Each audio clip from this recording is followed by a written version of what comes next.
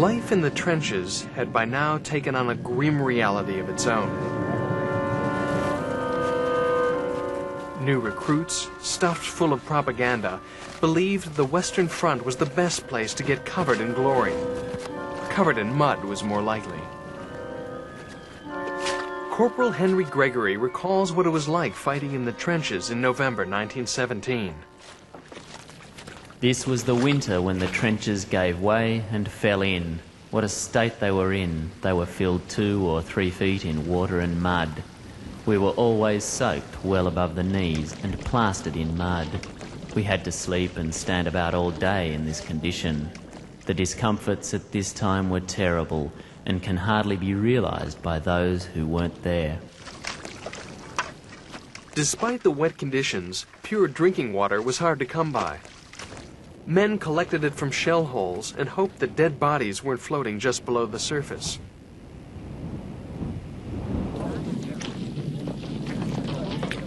Food was also hard to come by, especially when enemy shelling prevented resupply.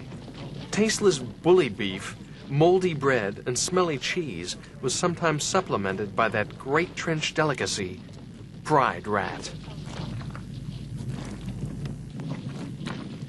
With water that had run off dead bodies, and rats that had fed off dead bodies, and the lice and fleas that came off the rats, little wonder that trench-bound soldiers were soon suffering agonies from dysentery and worse. Soldiers on both sides sometimes had to put up with these conditions for months at a time.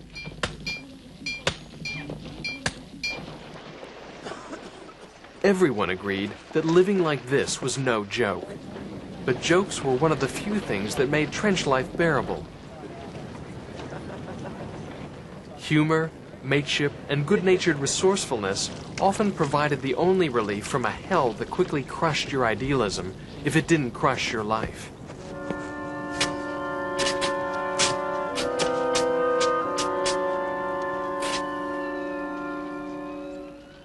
Staying alive during these extended periods required luck as much as training, since danger was everywhere.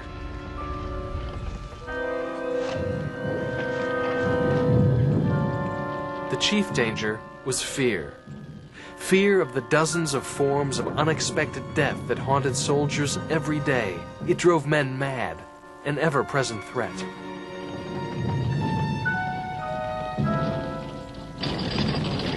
Also ever-present were artillery bombardments.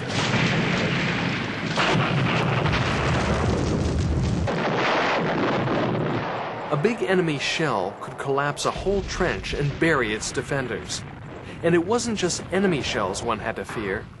As many as 75,000 Allied troops were estimated killed by Allied shells that dropped short.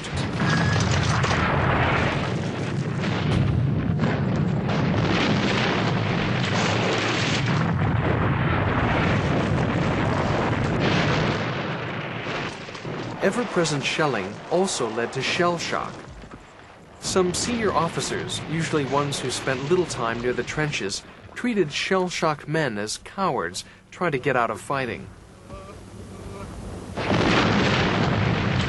But the effects of shelling were real enough to Sergeant Archie Barwick.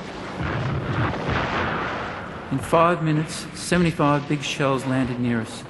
The ground rocked and swayed from the concussion.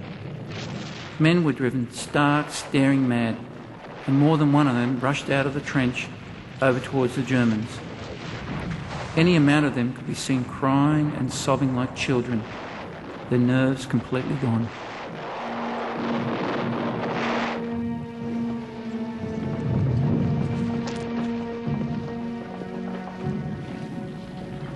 Between 1914 and 1918, the British Army identified 80,000 men as sufferers of shell shock.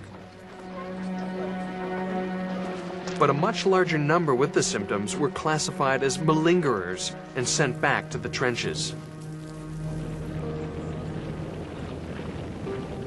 There, they may also have faced poisonous gas.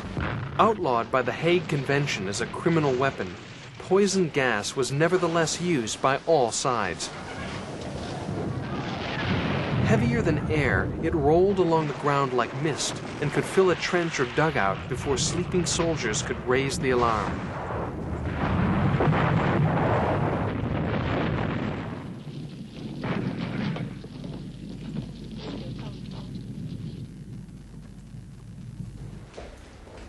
A Canadian nurse left this record of a young gas victim she treated. He was sitting up in bed, fighting for breath, his lips plum-coloured. He was a magnificent young Canadian, past all hope in the asphyxia of chlorine.